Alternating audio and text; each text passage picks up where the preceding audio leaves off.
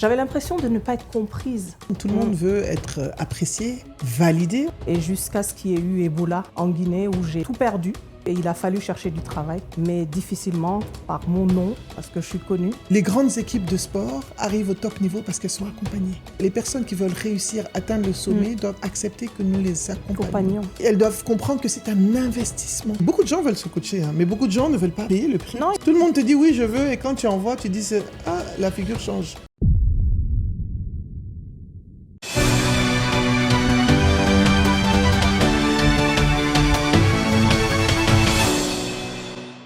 Bienvenue sur la chaîne Naboufal officielle, je suis Naboufal et vous êtes sur la chaîne de l'inspiration, du développement professionnel et personnel, la chaîne qui va faire de vous des personnes inspirantes, impactantes, brillantes et charismatiques.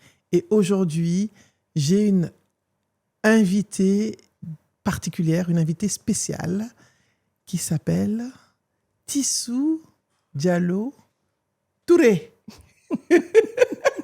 Bonjour Tissou. Bonjour Nabou. Alors, avant que je continue, n'oubliez pas de vous abonner et d'activer la cloche parce que je vous connais.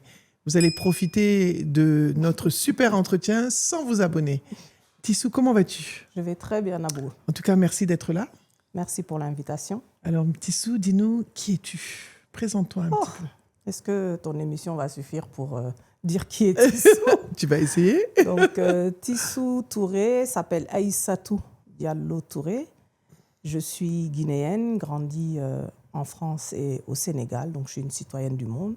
Je suis consultante, formatrice, coach certifiée, facilitatrice de l'intelligence collective et autrice. Voilà, pour faire court, Nabou.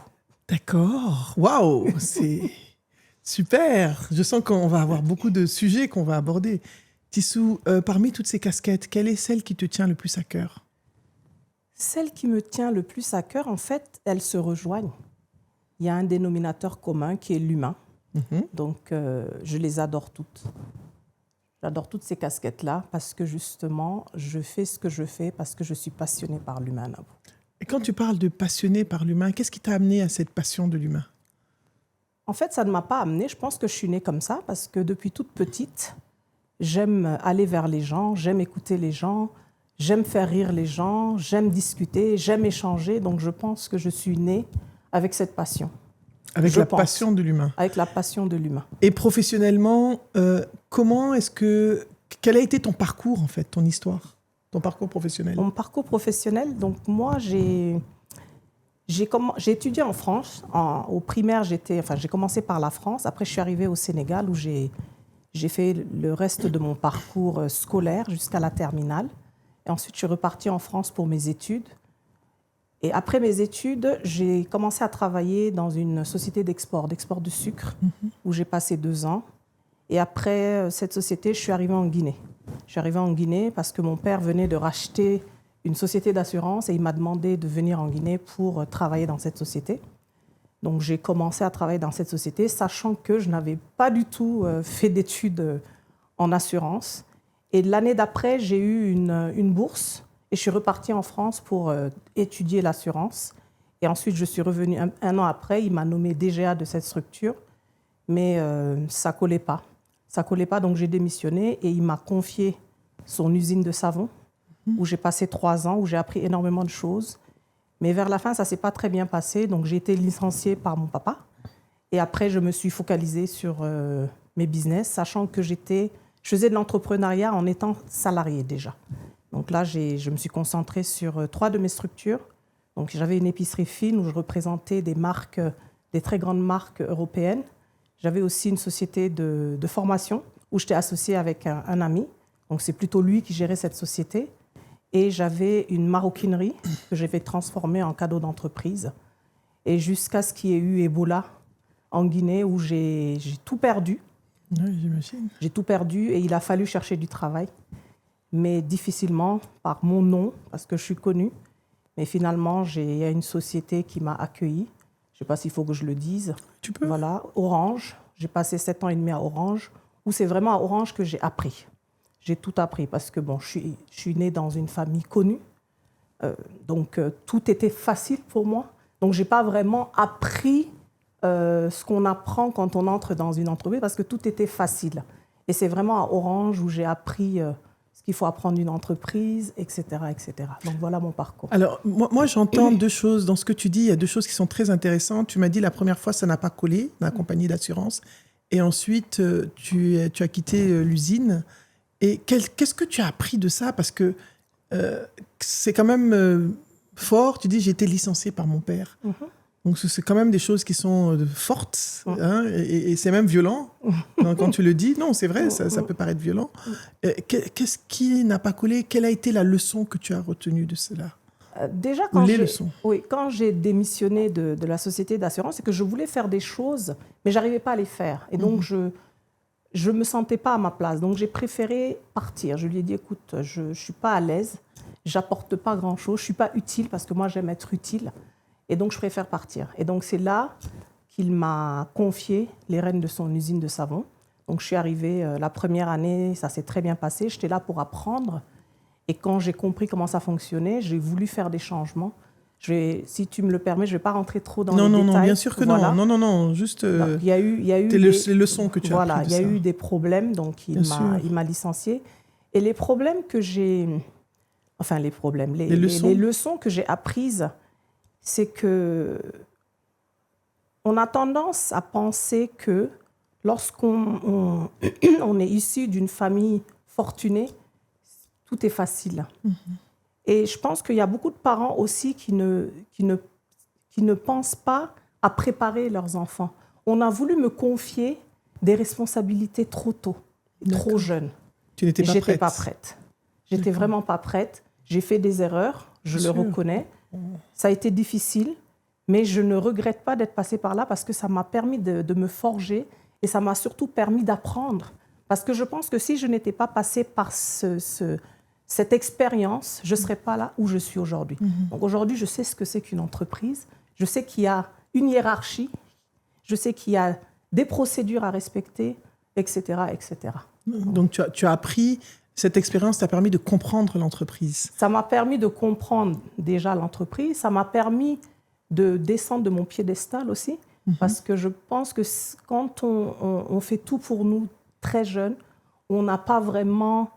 on n'est pas parti de bas de l'échelle. On a eu la chance d'être dans une famille riche, il faut le dire. Bien sûr. Et donc, j'ai pas vraiment eu ce parcours où il fallait que je me lève pour payer mon école. Même quand je suis allée faire mes études en France, je voulais trouver un travail. Mon père m'a dit que tu n'es pas là pour travailler, tu es là pour étudier. Donc, quand il y a eu cette cassure, il a fallu maintenant apprendre tout ce que je n'avais pas appris étant encore plus jeune. Donc vraiment, je rends grâce. Je rends grâce d'être passée par ça parce que ça m'a forgé, ça m'a permis d'apprendre énormément de choses, ça m'a permis de rencontrer du monde comme toi. C'est dans ces problèmes-là que je traversais, que je t'ai rencontré et tant d'autres personnes. Bien sûr. Et je note vraiment, c'est important ce que tu dis parce que tu parles du chemin qui, même s'il est difficile, a été ta leçon, ton apprentissage. Tout à fait. Et t'a amené quelque part vers la personne que tu es aujourd'hui. Exactement. Tu m'as dit aussi que quand tu es arrivée à Orange, tu as appris beaucoup de choses. Qu'est-ce que tu as appris à Orange? Je ne savais pas. Donc, quand je suis arrivée à Orange, ça n'a pas été simple non plus. Déjà, avant d'arriver à Orange, j'ai tapé à plusieurs portes. Elles étaient fermées parce qu'on me connaissait, on connaissait mon papa. Le nom de la famille. Le nom de la famille. Orange aussi, je suis arrivée, les gens ne comprenaient pas pourquoi j'étais là parce que mon père, c'est le premier partenaire d'Orange en Guinée. Donc, il a fallu que je prouve que je suis là et que je devais travailler comme tout le monde et que je ne suis pas là parce que mon père m'a mis là. Ce n'était pas mon père qui m'a mis là. Ça a été dur. C'est dur. Vraiment, ça a été très dur ce que tu dis là. Et surtout, j'étais directrice générale d'une structure, d'une usine. Et là, je suis arrivée pour monter un service PME. Donc, imagine, mon boss, mon N+1, il était beaucoup plus jeune que moi. Et justement, le directeur l'avait prévenu parce que le directeur me connaissait. Et sans que je le sache, c'est des années après que je l'ai su. Il lui dit, écoute, cette dame qui arrive, elle a une certaine expérience. Elle était directrice d'une usine. Elle est là aujourd'hui parce qu'il y a eu des choses. Les circonstances de la vie. Voilà. En fait, il a préparé mon manager pour que ça puisse bien se passer. Ça s'est bien passé. Il y a eu quelques couacs de temps en temps, mais c'est normal. Et ça aussi, ça m'a forgé. Ce n'est pas parce que j'ai une certaine expérience. OK, j'ai eu de l'expérience, mais je n'avais pas l'expérience des grands groupes. Et donc, il a fallu faire profil bas. Il a fallu écouter les conseils. Il a fallu descendre de mon trône de directrice générale pour dire, OK, je suis là pour apprendre. Ce n'est pas facile, surtout que tu es la fille du partenaire. Donc, essaye d'y aller petit à petit, quoi. C'est très, très émouvant ce que tu dis, parce que moi ça me touche. Parce que je vois, il y a le courage de recommencer.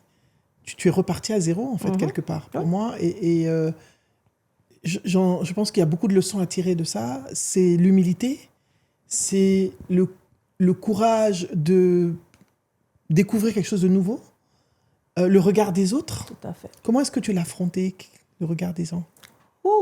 Le regard des gens, justement, c'est un travail que j'ai fait parce que tu peux t'imaginer que quand tu es issu d'une certaine famille, tu dois avoir un certain comportement exemplaire.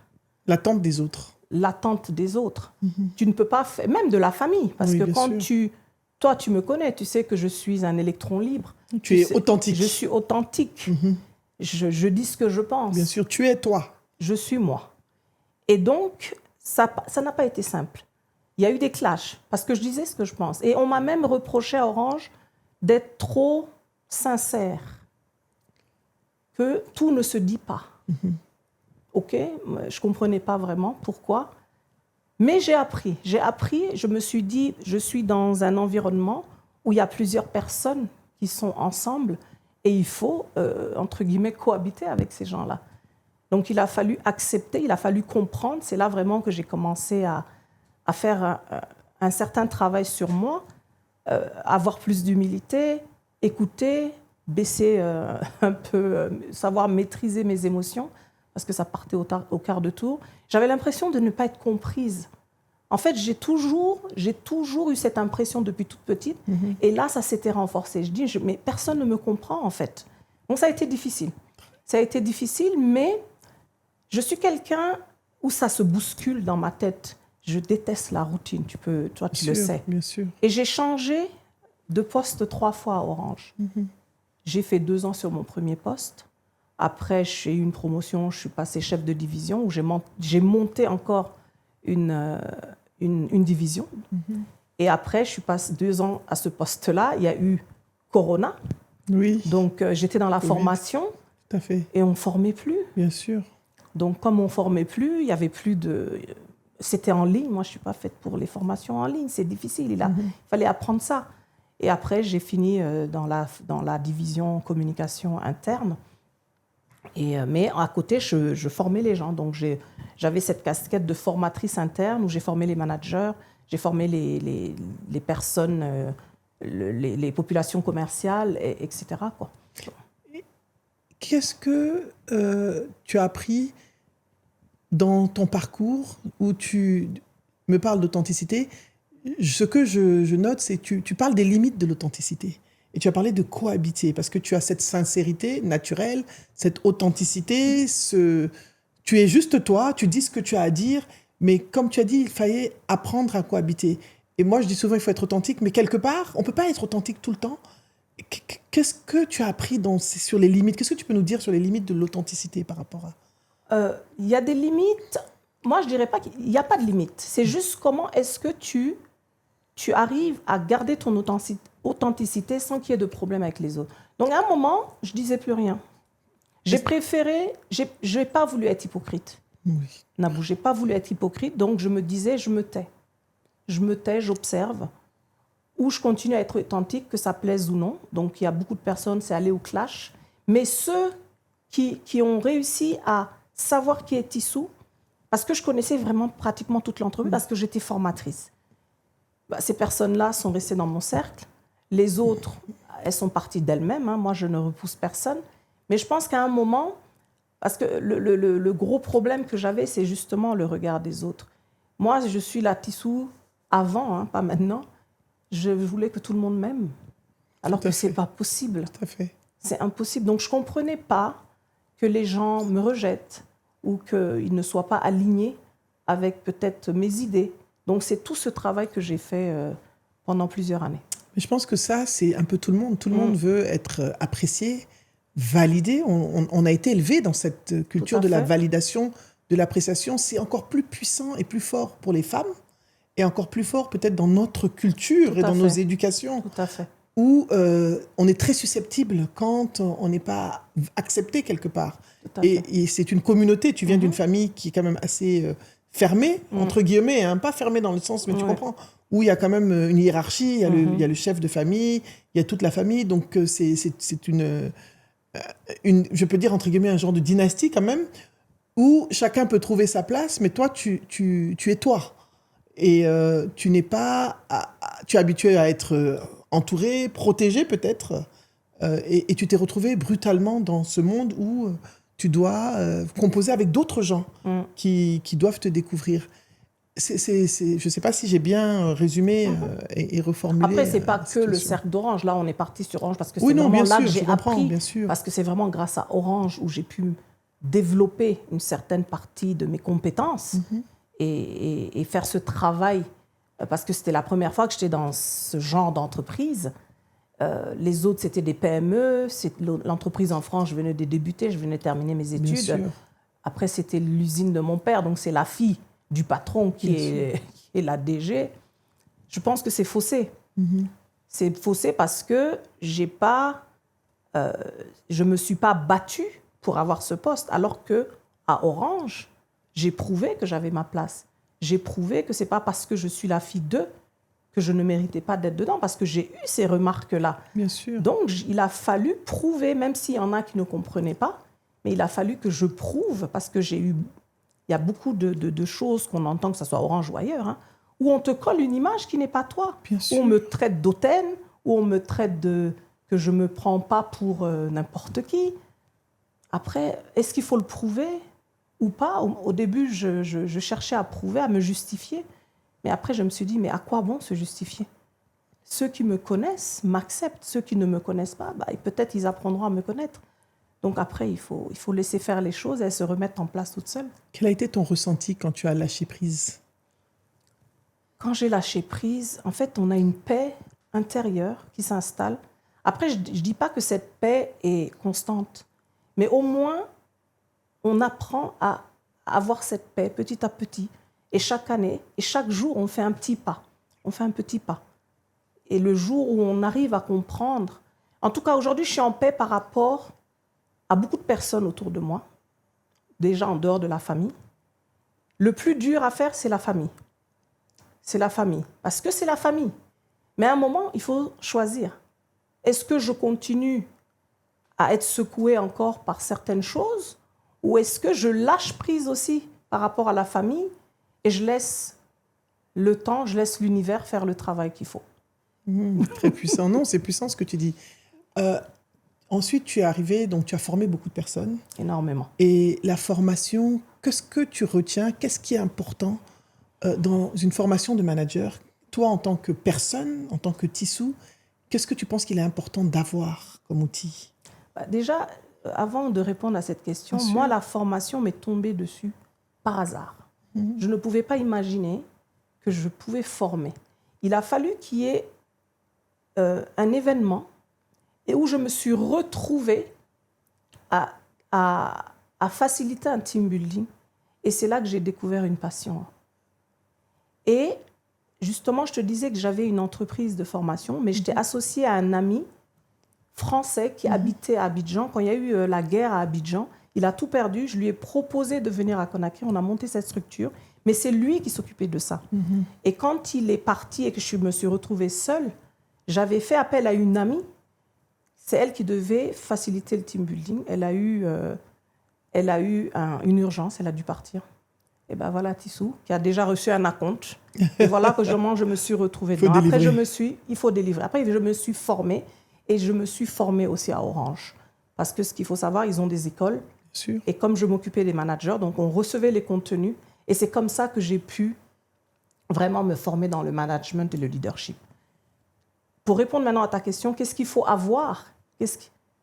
Je partirai toujours de l'authenticité. Partir de cette authenticité, partir de l'humilité. Parce que tout le monde ne peut pas être manager. On peut être un manager, mais est-ce qu'on a les valeurs d'un manager? Parce que qui dit manager ne dit pas, je ne sais même pas comment qualifier, où tu es là, tu donnes que des ordres, tu n'écoutes personne, c'est que toi qui décides, etc., etc. Donc un manager, c'est une personne qui doit savoir écouter, qui doit comprendre chaque personne de son équipe, qui doit être authentique, qui ne doit pas préférer tel ou tel. Donc, il y a beaucoup de valeurs pour être manager. Et ça s'apprend. Malheureusement, il y a beaucoup de personnes aujourd'hui qui sont à des postes de responsabilité et pensent qu'ils n'ont plus besoin d'apprendre. Moi, à mon âge, j'ai 50 ans, Nabou, je me forme encore. Parce qu'on n'a jamais fini d'apprendre. Absolument. Voilà. C'est très intéressant ce que tu dis. Moi, je note et ça me parle. Quand tu as dit authenticité, humilité, très important. Et tu as dit, tout le monde n'a pas les valeurs d'un manager, non. Mais que ça s'apprend. Est-ce que ce n'est pas paradoxal ce que tu dis? Il y a des gens peut-être qui, même s'ils l'apprennent, ils ne l'auront jamais. Est-ce que ce n'est pas dans leur personnalité? Comment qu'est-ce que tu en penses? Il suffit juste qu'ils acceptent de se faire accompagner. Nabou, tu es coach, je suis coach. Bien sûr. C'est d'avoir ce déclic, c'est déjà de reconnaître que je ne suis pas parfait. Et c'est se poser les bonnes questions. Tu ne peux pas à chaque fois être en tension avec ton équipe. Ce n'est pas les autres seulement le problème. Il faut que tu te remettes en question. Et du moment où tu t'es remis en question, qu'est-ce qu'il faut faire? D'accepter de se faire accompagner. Aujourd'hui, il y a beaucoup d'entreprises qui prennent justement des coachs, tu le sais, je ne te l'apprends pas, pour qu'on puisse accompagner non seulement leurs codir, mais les managers, mais même le personnel. Absolument. Parce que justement, ce sont les soft skills, les compétences humaines aujourd'hui qui font tout. On peut être un très bon technicien, on peut avoir toutes les compétences techniques, mais s'il nous manque les compétences humaines, aujourd'hui, c'est ça qui va tenir une entreprise. Quelles sont pour toi les 3 compétences humaines principales, importantes du manager?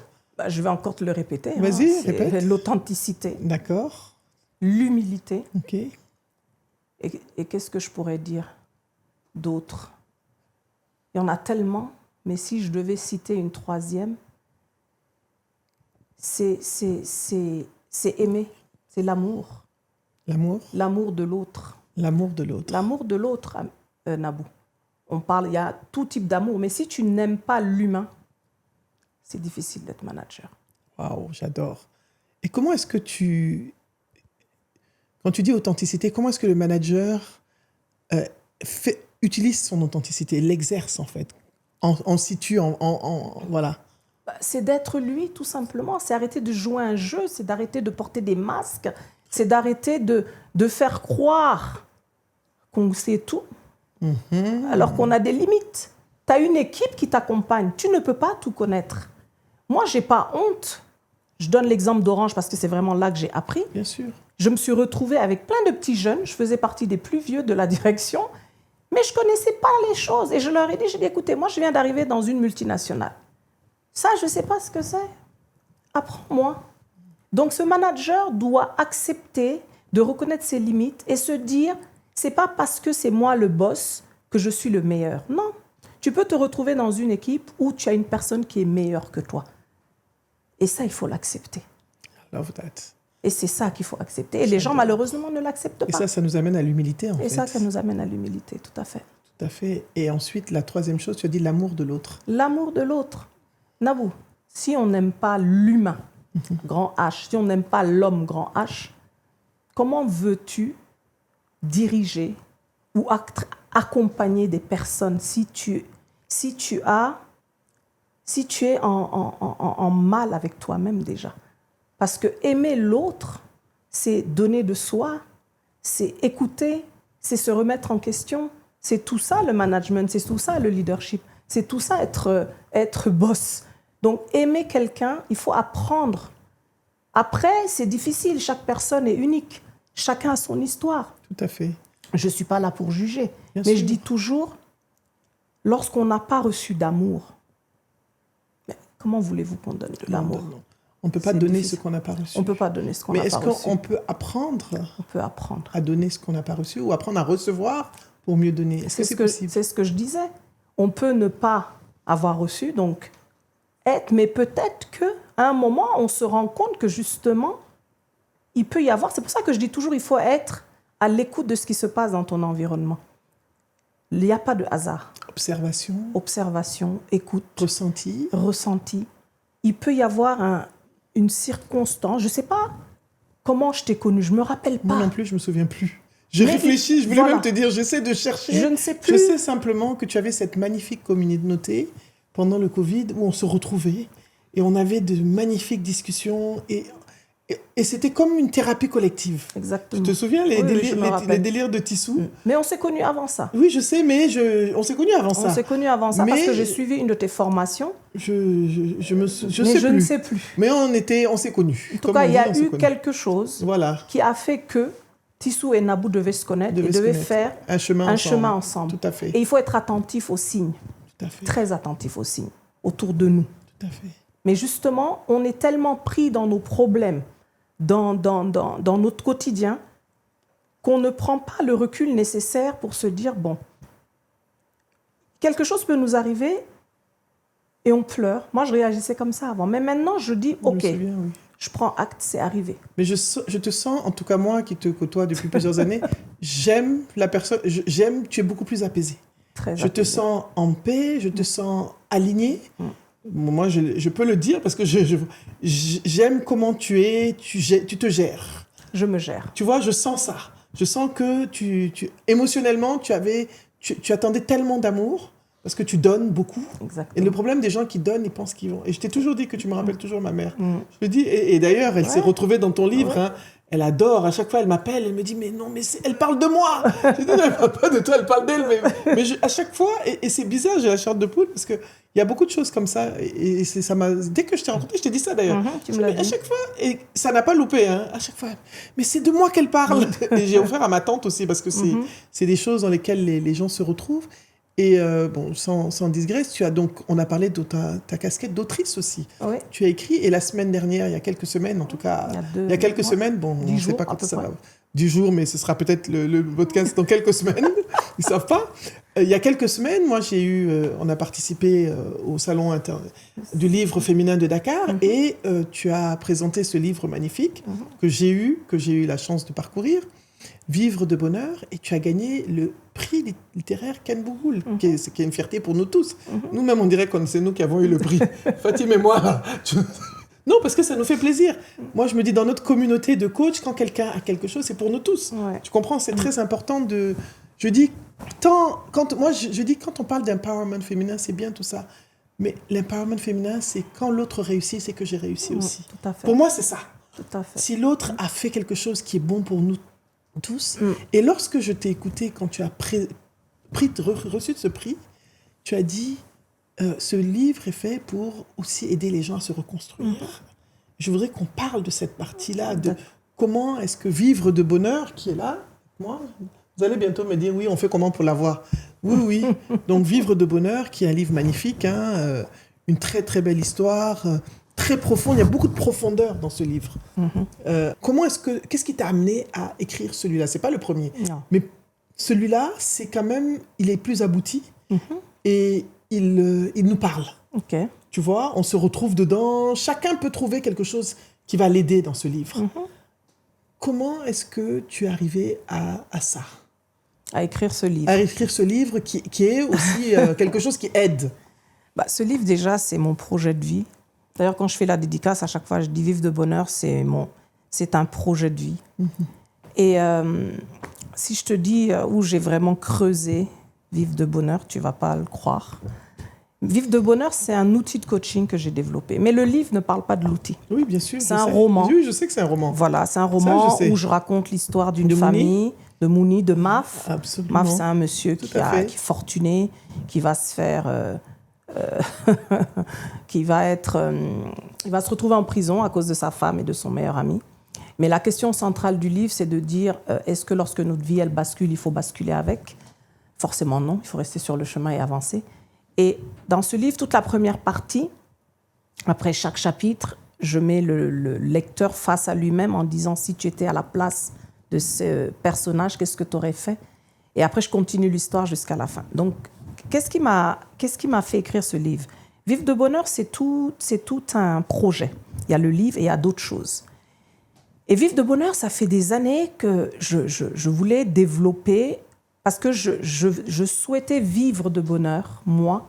Et je me dis, tout le monde, je pense, dans ce monde, cherche à vivre de bonheur. Mais vivre de bonheur, c'est quoi?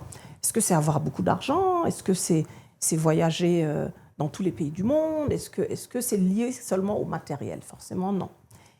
Et j'ai commencé à réfléchir depuis des années, depuis même quand j'étais dans mes problèmes. Et tout le cheminement que j'ai eu à faire, ce sont des étapes, en fait. J'ai fait ces étapes-là. Et tu sais où j'ai commencé à creuser? Je me suis inscrite à la formation des Akoni. APP, Gilles, l'art de la prise de parole. L'art de la prise de Tout parole. à fait. Et on devait, à un moment, réfléchir sur notre marque. Tout à fait, absolument. Qu'est-ce que on a tout fait, donc, Tu l'as fait. Oui, non, bien sûr. Et c'est là, mais chez eux, c'était juste le vivre. Oui, tout à fait. Et j'ai commencé... L'acronyme, ils te disent. L'acronyme. Oui, tout à fait. Et j'ai commencé à le mettre. Donc, c'est là-bas que j'ai commencé à réfléchir. Mais après, j'ai pris le recul. Et ils m'ont dit, mais tu tiens quelque chose de fort, Tissou. Gilles et Nadia. Gilles et Nadia. C'est vous qui m'avez... Parce que moi, mon Oser briller vient d'eux aussi. Voilà. Donc, tout vous. Ils me disent, tu tiens quelque chose de fort, concentre-toi dessus.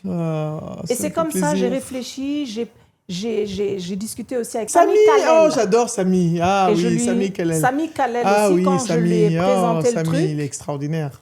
il m'a guidé aussi. Il Tout me à dit, fait. Tissou, tu tiens quelque chose d'extraordinaire. Parce que lui, je lui ai tout présenté, même le bonheur, Bien sûr. qui est en 2 mots. Il me dit, continue de chercher, change ça, mets-le comme si. Et j'ai continué. Et donc, je travaille sur ce projet depuis des années. Et après, il y a Ray Déby qui a fait la préface. C'est qui? Je ne connais pas. Ray, c'est un ami que j'ai rencontré aux 72 heures du livre. D'accord. En 2000, je ne sais même plus en quelle année. D'accord, ok. Je ne connais pas du tout. Et justement, je lui ai parlé de ce projet. Et il me disait, vas-y, fonce. Et lui aussi, finalement, j'ai dit, bon, écoute, je vais quand même y aller. Et il m'a accompagné. Nice. Il m'a stressé. Donc, j'ai commencé à écrire ce livre sur les réseaux. Donc, je mettais lundi, mercredi, je mettais des chapitres. Oui, le je me vendredi. rappelle, je lisais des... Donc, pendant 5 mois, j'ai fait ça. Et je voyais qu'il y avait de l'engouement. J'ai dit, mais non, c'est quelque chose de trop puissant. Il faut que j'y continue. Il faut que j'y aille. Donc, j'ai stoppé. Je leur ai dit, je stoppe. Je suis allée au Cameroun, en résidence d'écriture, avec Ray. D'accord. Et on a travaillé dessus. Mais j'en ai bavé, quoi. J'en ai vraiment bavé. Et quand je dis vraiment, c'est pour aider les autres, en fait, c'est aujourd'hui l'outil que j'utilise dans mes séances de coaching. Et tu vois, le bon heurt, tant qu'on est dans le bon, la bienveillance, l'authenticité, le respect, toutes les belles valeurs qu'on connaît, c'est ça qu'on attirera. Et le heurt, c'est le temps.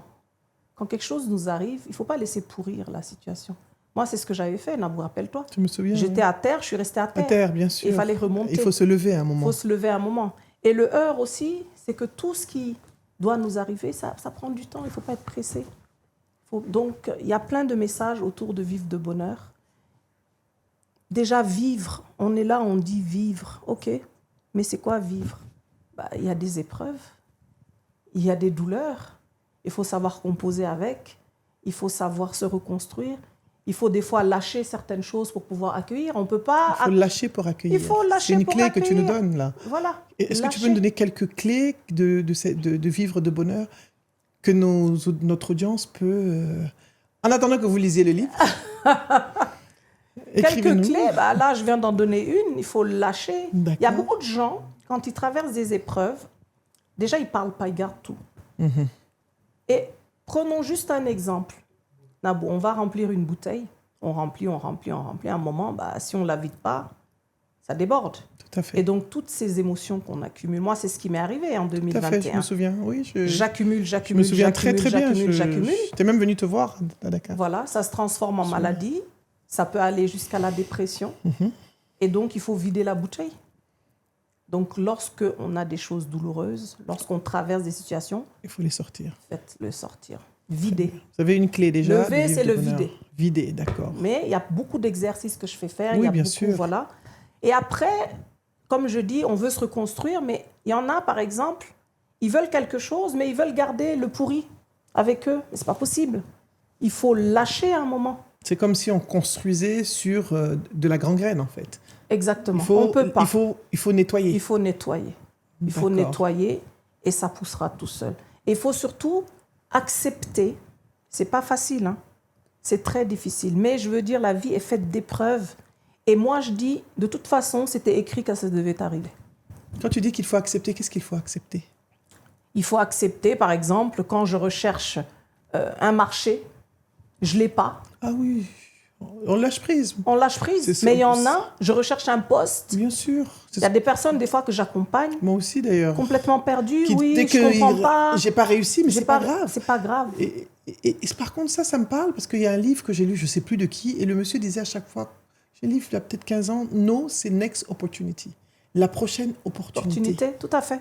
Il y a une raison pour laquelle tu n'as pas ça. Des fois, tu as mieux après. Tout à fait. Donc, se lâcher prise. Lâcher prise, accepter. Et changer de regard sur les situations. Quand une situation nous arrive, lorsqu'on change de regard sur une situation, la situation, elle change complètement. Tout à fait. On ne va pas rentrer dans plein de détails. Mais c'est chic. Mais toi, tu sais, à un moment, on a failli être en mal. Oui, tout à fait. Si on n'avait pas parlé... On a parlé pour régler. Pour comprendre quel était le malentendu. Et la communication est très importante. Très importante. Il faut communiquer. Communiquer, et c'est la clé. Parce qu'on peut se fâcher contre quelqu'un, alors que peut-être qu'on a tort. On se fâche contre elle. Peut-être qu'il y a un malentendu. Il y a un malentendu, tout simplement. Il y a un malentendu où il y a une incompréhension. Ou alors il y a une personne qui crée un désordre dans notre cas. Exactement. Oui. Non, moi, je dis tout. Hein, non, c'est pas grave. On va pas parler de ça. Non, c'est pas grave, mais c'est important. Non, la clé, ce qu'on veut apporter là, c'est quand quelque chose ne va pas, il faut pas garder et penser il faut poser la question à la personne. Poser la question. Et moi, j'étais pas bien, j'ai dit, il faut que je te parle. Et c'est bizarre, toi aussi, tu étais dans la même... Et parce qu'on a eu cette démarche. Mais il y a des personnes qui gardent. Qui gardent, et c'est très toxique. C'est toxique, parce que tu es là, tu penses une chose, la personne pense autre chose, donc apprenons à se communiquer. Et en entreprise, ça peut être très toxique. Parce que moi, tout ce que tu dis là, je le vois bien appliqué à la vie professionnelle. Tout à fait. C'est vraiment des choses qui s'appliquent totalement dans l'environnement professionnel. Et quand je donne mes formations ou mes coachings, je veux dire, des fois, je vois des personnes se métamorphoser. Je dis, notre boulot, quand même, ça sert à quelque chose. C'est magnifique, c'est rewarding, ça fait du bien. Exactement. Et j'utilise beaucoup les 4 accords Toltec. Oui, ça, j'adore. Pas faire de suppositions, arrêter de tout prendre personnellement. De tout prendre personnellement, et je dis aux gens... C'est mon livre préféré, de toute façon. Quand quelqu'un te fait quelque chose, il faut le prendre comme si c'est de l'eau fraîche qu'on verse sur toi. Tu sais, l'eau fraîche, quand on verse, tu sursautes. Et après, ça sèche, ça passe. Mais si tu prends comme de l'eau chaude... Ça brûle. Ça brûle, ça laisse des taches. Absolument. Donc, je leur dis ça, je dis, oui, ça fait mal, mais prends ça comme de l'eau fraîche. Ça va te secouer, mais change de regard sur la situation. J'aime beaucoup. Je pense que c'est des clés qui sont très, très importantes et que les gens peuvent appliquer dans leur vie et réellement voir... Parce que c'est important aujourd'hui, on ne peut pas rester sans travailler sur soi. On ne peut pas. Nous sommes dans une ère où on a compris qu'au-delà de la compétence technique, on a besoin de travailler sur nous pour pouvoir dépasser certaines choses. Parce qu'on vient en entreprise ou en entrepreneuriat avec des douleurs, avec des choses qui nous pèsent, avec des suppositions sur les gens. Tu es là, tu as quelqu'un en entreprise, tu dis, celui-là, il ne m'aime pas, alors que le gars, il ne pense même pas à toi, en fait. Tout à fait. Donc, il y a beaucoup de choses comme ça. Alors, moi, je voudrais te revenir sur une question par rapport à tout ce que tu as dit. Si tu devais nous dire quelles sont pour toi les 3 valeurs qui sont importantes aujourd'hui dans un environnement professionnel. Tu as parlé des valeurs du manager, mais des valeurs de n'importe quel professionnel. Quelles sont pour toi, au-delà des compétences, des valeurs? Déjà, le respect. Le respect. Le respect, ça part de tout, quoi. Même lorsque... Le respect, la bienveillance. Bienveillance. Parce que avant de citer la 3e, je suis en train de cogiter, même quand on est fâché contre quelqu'un, même quand quelque chose nous a blessés, on peut le dire d'une façon bienveillante. Donc, le respect et la bienveillance vont ensemble. Donc, déjà, ce sont 2 grandes valeurs. Et puis, la 3e valeur, je pourrais dire l'écoute. L'écoute. S'écouter et écouter les autres. C'est qu'en écoutant qu'on peut respecter l'autre et on peut se respecter. Donc, moi, je pense que ce sont ces 3 valeurs-là que je dirais. Avec tant d'autres. Le respect. La bienveillance. Dans la bienveillance et l'écoute. L'écoute est importante. Alors... Aujourd'hui, on a énormément de personnes qui ne se sentent pas à leur place dans leur vie personnelles, professionnelles, dans leur vie en général. Ils ne se trouvent pas... Comment est-ce que, à travers ton expérience, ton travail quotidien de transformation, de formation, d'accompagnement, qu'est-ce que tu peux leur donner comme clé, je peux dire, pour ne pas... Parce que je n'aime pas le mot conseil, mais comme clé qu'ils peuvent utiliser pour se remettre en question quelque part. Déjà, Nabou, est-ce que ces personnes savent qu'elles ne sont pas à leur place? Très, très belle. Est-ce qu'elles le savent? Ouais.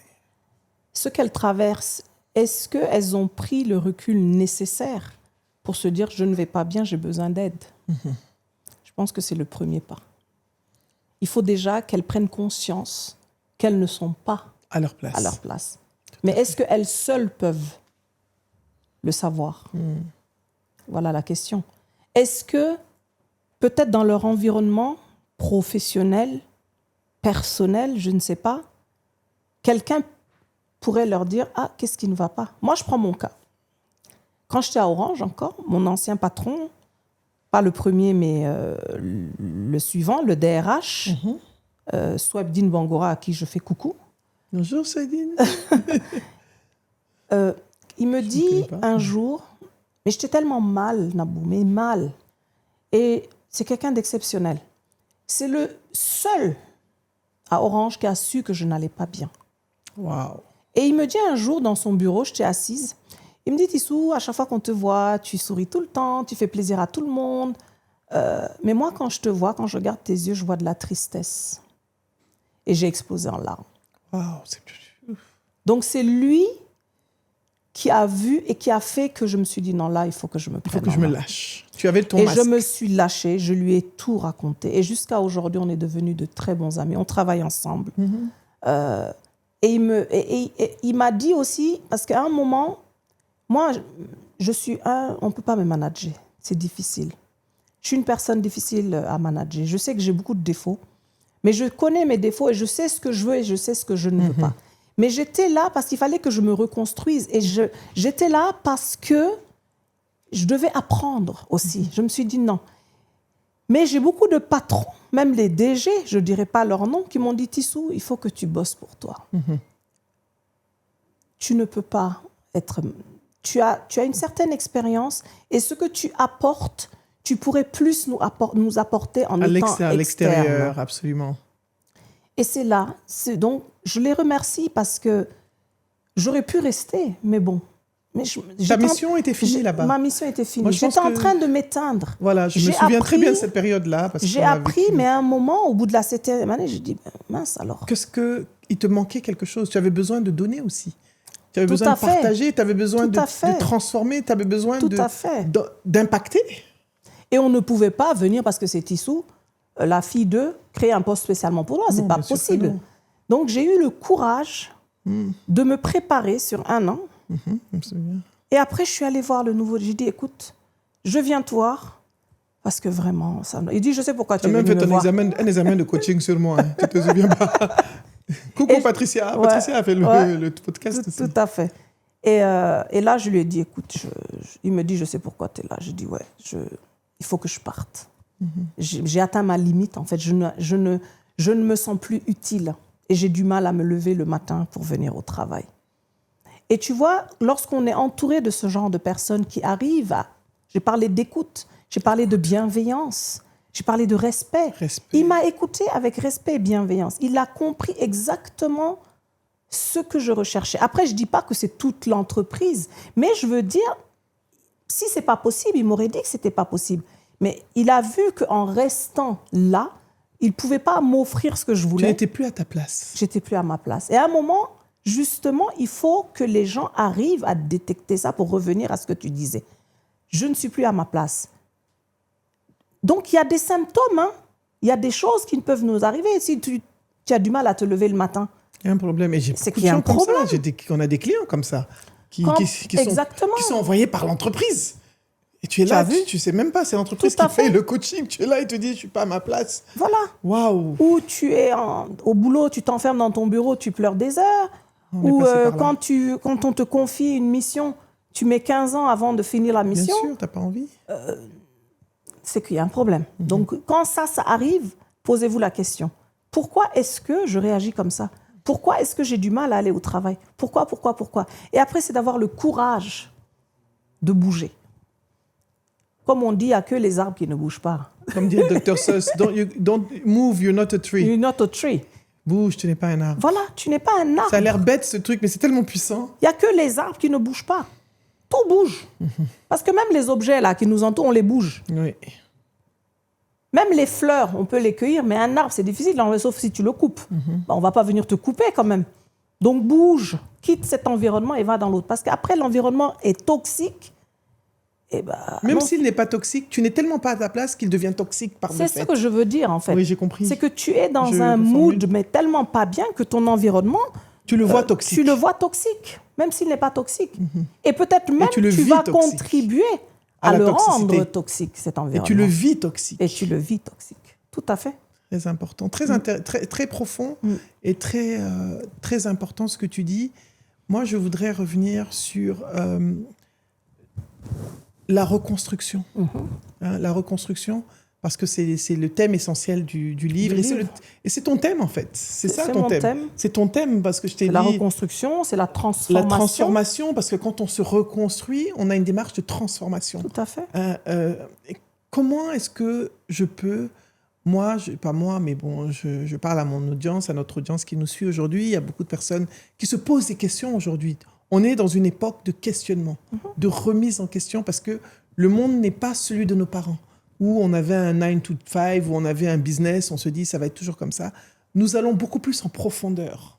On n'est pas seulement... Le matériel, oui, on travaille pour de l'argent, on aime l'argent, on n'a pas dit qu'on n'aime pas, mais on aime aussi donner du sens à ce que nous faisons. Exactement. C'est important pour nous. Comment est-ce qu'on peut vivre cette reconstruction? Tu as dit que quelqu'un vous voit, ou alors que vous acceptiez que vous avez un problème. Et une fois que des personnes vont nous écouter, ils vont se poser des questions. Ils vont se dire, OK, je sais que je ne suis pas à ma place. Qu'est-ce que je fais? Comment est-ce que je trouve ma place? En te faisant accompagner, Nabou. En acceptant de changer ce qui a changé. Moi, là, par exemple, il y a beaucoup de gens, avec tout ce que nous publions, je suppose que tu vis la même chose, qui nous appellent, qui nous contactent, qui veulent un accompagnement. Forcément, on ne peut pas accompagner tout le monde. Mais il y en a beaucoup qui ne veulent pas payer aussi. Voilà, j'allais en venir.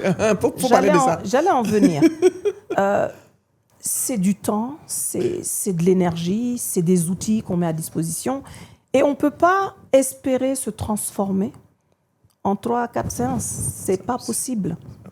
C'est pas possible. Donc moi, quand quelqu'un me contacte en disant « Voilà, je veux que tu m'accompagnes », j'envoie déjà un questionnaire. Bien sûr. Avec beaucoup de questions pour vraiment voir si la personne est engagée. Tout à l'heure, tu as dit, des fois, c'est les entreprises qui envoient. Tout à fait. Donc, ça ne vient pas d'eux. Donc, ils ne sont pas vraiment engagés. Ils ne sont pas engagés. Cette transformation, il faut passer à l'action, tout simplement. Il faut se dire, donc, quand on détecte qu'on ne va pas bien, c'est accepter qu'on ne va pas bien et accepter de se faire aider. Et lorsqu'on accepte de se faire aider, c'est vraiment faire cet investissement. Je ne parle pas que d'argent. Non, bien sûr, mais le temps. Le temps, quand on a un plan d'action, on le met en œuvre, on respecte les rendez-vous, etc., etc. Ça, c'est un vrai challenge. Et, je pense que c'est notre challenge. C'est un challenge. Il faut qu'on en parle quand même. Voilà. Et une transformation, mon entreprise s'appelle AT Expérience, Action, Transformation. On ne peut pas se transformer sans agir. Absolument. Donc, si on reste dans cet environnement où on ne se sent pas bien, où on n'est plus à notre place, et qu'on ne bouge pas, mais comment espérer se transformer? Comment espérer changer? Donc, forcément, il faut passer à l'action. Et pour passer à l'action, il faut faire appel à des professionnels qui ont des clés, qui ont des outils.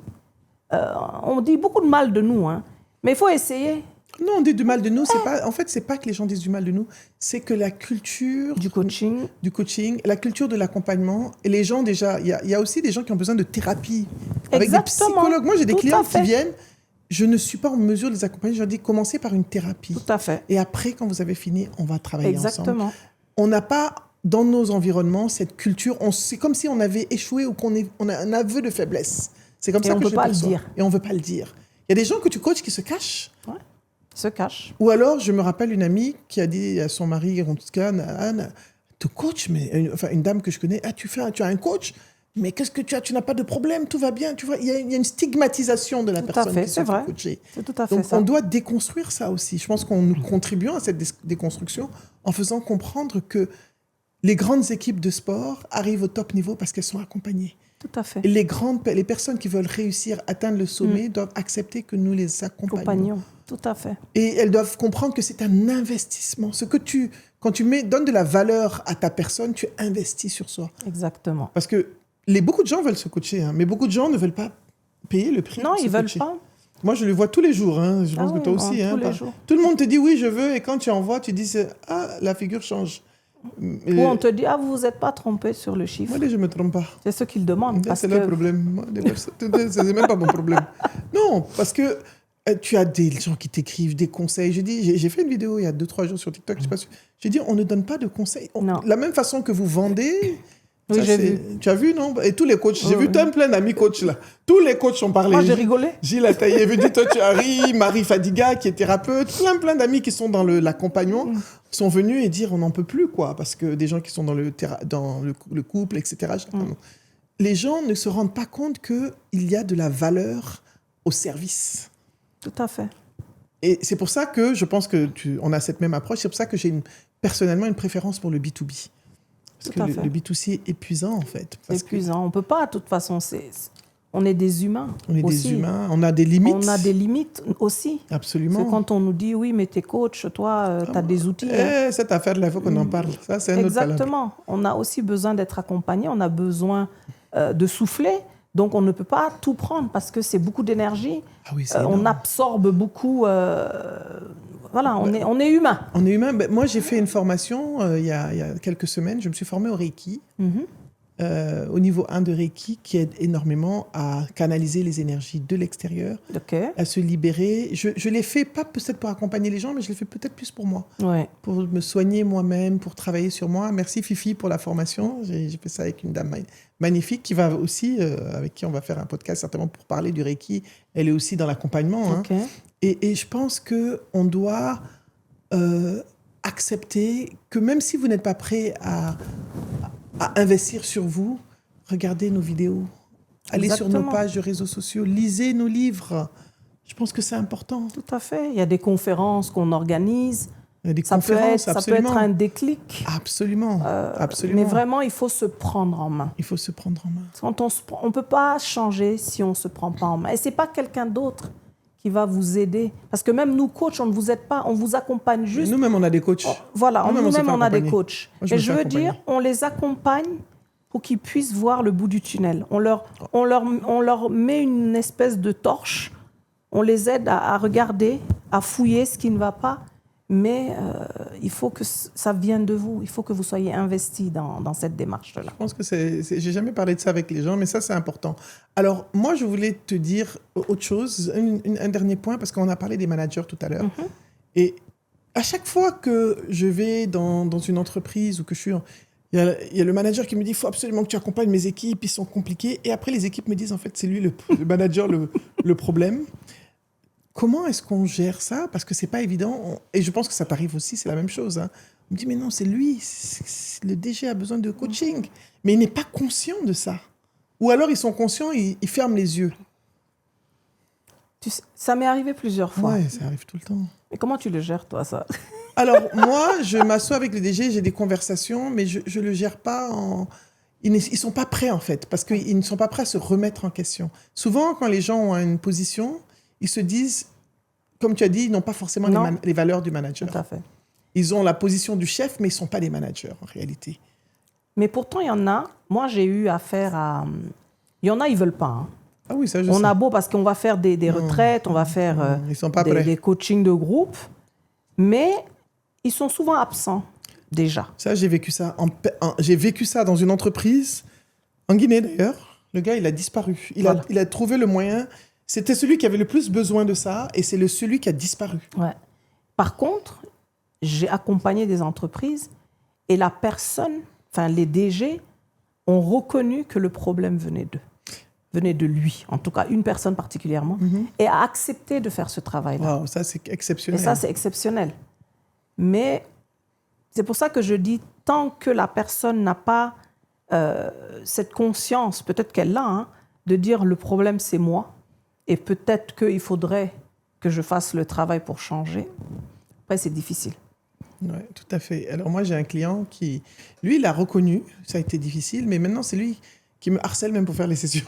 Et j'adore quand c'est comme ça, tu vois. Tout à fait. Il me dit, oui, on va faire ça. Je suis conscient que ça... Et ça fait plaisir parce que c'est un chemin. On est à la 5e, 6e session, je ne sais pas. On a dépassé les 5e.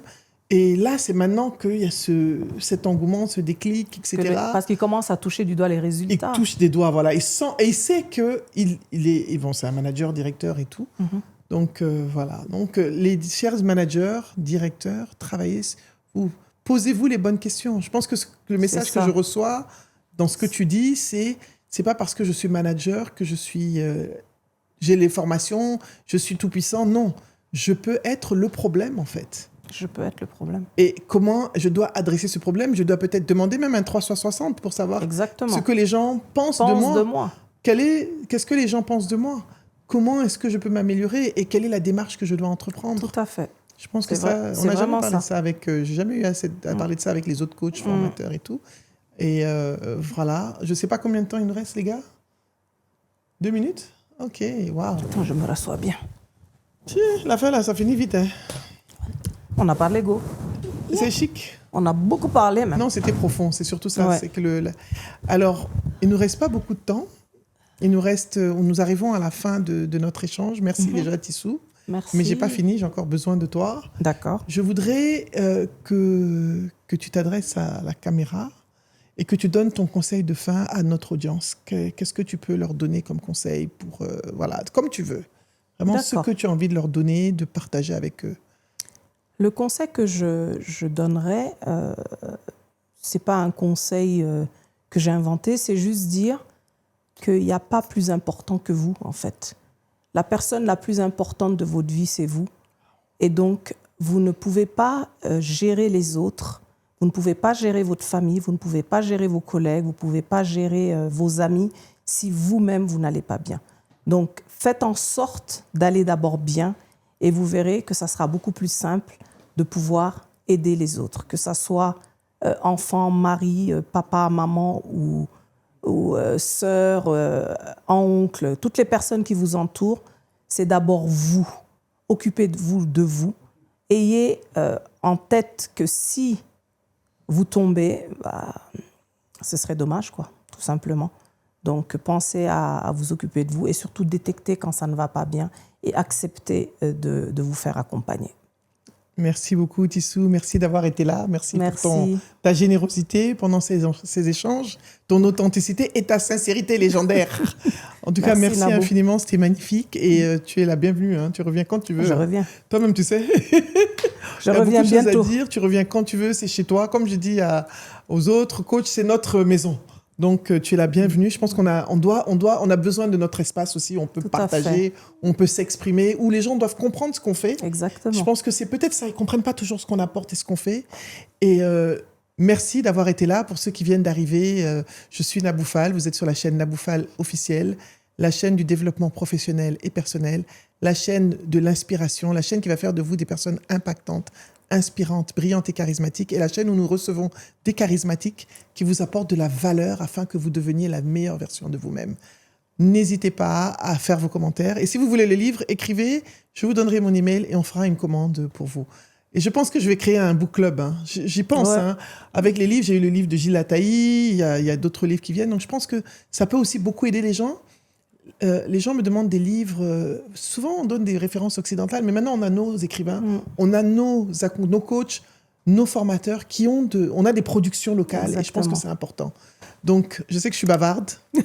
Abonnez-vous, activez la cloche et n'oubliez pas de nous soutenir parce qu'on veut atteindre les 100 000 abonnés. Il ne reste pas grand-chose, sauf si on les a déjà atteints ce jour-là. Mais je pense que abonnez-vous. On va les atteindre. Vous connaissez mes palabres.